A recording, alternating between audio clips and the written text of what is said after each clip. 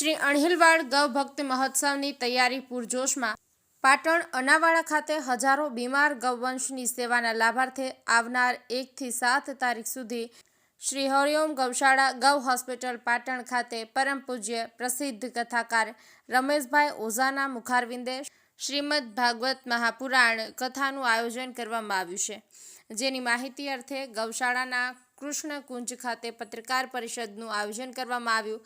ઉપસ્થિત આયોજકો દ્વારા કથા અંગે માહિતી મુજબ ભવ્ય મંડપનું બાંધી જેમાં 30,000 જેટલા ભાવિ ભક્તો કથાનું શ્રવણ કરી શકે એવી વ્યવસ્થા કરવામાં આવી છે, તેમજ દાતાઓ દ્વારા ભોજન પ્રસાદ સહિત વાહન વ્યવહારની નિઃશુલ્ક વ્યવસ્થા પણ કરવામાં આવી છે। ભોજન પ્રસાદ સંપૂર્ણ ગૌરતી બનાવવામાં આવશે। કથા દરમિયાન બ્રહ્મચારી શ્રી મુકુંદ મહારાજ દ્વારા કુંવરબાઈનું મામેરું તેમજ રાજભા ગઢવી, રાજદાન ગઢવી, બિંદુ રામાનુજ જેવા પ્રસિદ્ધ કલાકારોના લોકડાયરાનું પણ આયોજન કરવામાં આવશે।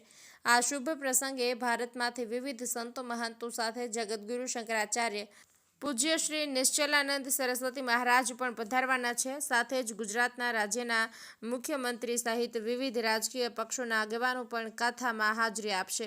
તેમજ આવનાર 29 તારીખે મુખ્ય પોથીની શોભાયાત્રા હાથીની અંબાડી ઉપર નીકળશે, જેમાં મુખ્ય યજમાનો સહિત 108 પોથી યજમાનો પણ સાથે ચાલશે। જે શોભાયાત્રા બપોરે 2 વાગે રેલવે સ્ટેશનથી પ્રારંભ થશે। સદર પાવન ધરતી ઉપર સુરભી ગૌ યજ્ઞનું વિશેષ આયોજન કરવામાં આવશે। પાટણ સરસ્વતી નદી કિનારે યોજાનારા કથાને લઈને સમગ્ર જિલ્લામાં ખૂબ ઉત્સાહ જોવા મળી રહ્યો છે। આ ભાગવત કથા સામાજિક સમતા અને સમરસતાની મિસાલ બનશે, તેમજ ગૌ માતા પ્રત્યે સાત્વિક ભાવ સાથે લોકો જોડાય અને ગૌ સેવાનું મહત્વ સમજે એ હેતુસર સમગ્ર કથાનું ભવ્ય આયોજન કરવામાં આવશે એવું ગૌશાળાનું મુખ્ય સંયોજક દિનેશભાઈ જોશી એ જણાવ્યું। અને સદર ગૌશાળા 200 કિલોમીટર સુધી બીમાર અને ઘાયલ ગૌવંશ માટે સેવા આપે છે। રોજનું ગૌશાળાનું અંદાજિત ખર્ચ 3 લાખ રૂપિયા છે, જે હાલ 1500 કરતાં પણ વધારે ગાય માતાની સેવા કરવામાં આવે છે।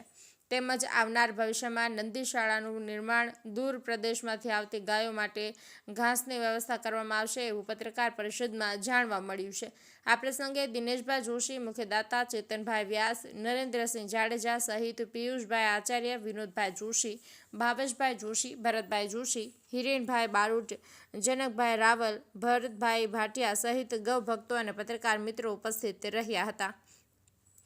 ભરત એલ જોશી સાથે Rajubhai D Patel, news of Patan.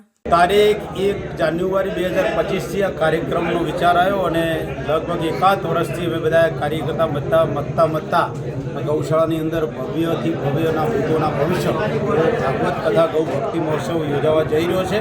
એના ભાગરૂપે આજે અહીંયા અનેક વિવિધ સંસ્થાઓ સાથે ચર્ચા કરી અને ગૌ ભક્તિનો કાર્યક્રમ વધારે ગૌ માતાના આશીર્વાદ મળે, ગૌ મહોત્સવનો વધારે લોકો સુધી મેસેજ જાય, એના માટે આપ સૌ વધાર્યા હતા।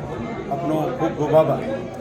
મુખ્ય ઉદ્દેશ છે ગાયના માધ્યમથી લોકો ધર્મથી જોડાય। અહીંયા અમારા કાર્યો થાય છે સામાજિક સમરસતા, ધર્મ જાગરણ, રાષ્ટ્ર ઉત્થાન, પ્રકૃતિ અને પર્યાવરણના દરેક કાર્યો થાય છે। તો અમે મહત્વ એ વસ્તુને સામાજિક સમરસતાને આપી છે। એના ભાગરૂપે અમારા દિનેશભાઈ, ભાવેશભાઈ એની બધી ટીમ મળીને નક્કી કર્યું કે ભાઈ આપણે મેસેજ સમાજમાં ક્રિએટ કરવો છે, તો એના માટે શું કરવું। તો સૂચનો અંદરથી મિત્રોથી આવ્યા અને એમાં રમેશભાઈએ પણ ખૂબ અમને સુરમાં સુરાય, એમને ખૂબ આનંદ ખુશ થઈને કહ્યું કે આ કાર્ય ખૂબ ઉત્તમ કરો।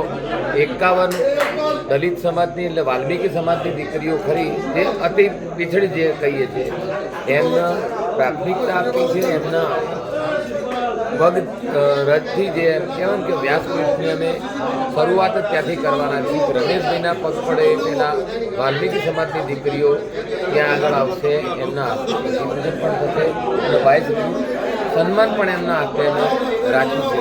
તો સામાજિક સમરસતાનું શ્રેષ્ઠ ઉદાહરણ પૂરું પાડવાનું અમારી આ ગૌશાળાએ આપ્યું છે।